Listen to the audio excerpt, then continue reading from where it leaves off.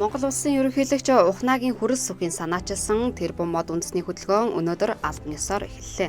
Ерөнхийлөгч Ухнагийн хүрэл сүх нь байгаль орчны доройтол, цүүлжилт, шар шараан шуурхтай тэмцэх зорилгоор Монгол улс 2030 он гэхэд 1 тэрбум мод тарьж ургуулгаар төлөвлөснийг Нэгдсэн үндэсний байгууллагын ерөнхий ассамблеийн 76 дугаар чуулганд оролцохдоо зарласан юм а. Тэгвэл тусаа энэ төрийн банк нэгдэж Бомбтын аршааны орчимд өнөөдөр хамт олноороо хүрэлцэн ирж мод тарьлаа.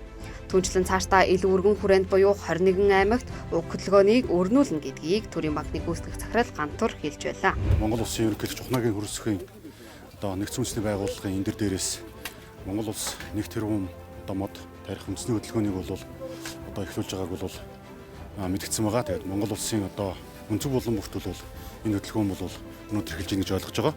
Төрийн банкны хувьд бол 500 нэгжтэй бүх сум аймгийн төв дүүргүүдэд бол тооцооны төв салбаруудтай үйл ажиллагаа явуулж байгаа 4000 ажилтнтай.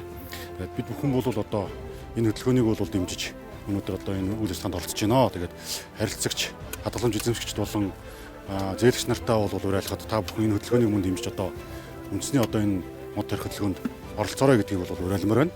Нөгөө талаар бол төрийн банк маань 2013 оноос хойш бол эко бүтээгдэхүүн буюу эко зээлийг бол харьцч нартаа санал болгож гаргаж байгаа. За мөн ГЭС цэвэрлэгийг бол жил болгон хийж гол мөрний айс хав газрыг бол цэвэрлэдэг ийм уламжлалтай байгуулга байгаамаа. Тэгээ та бүхнийг энэ хөдөлгөөнд нэгдэж оролцохыг уриалж байна.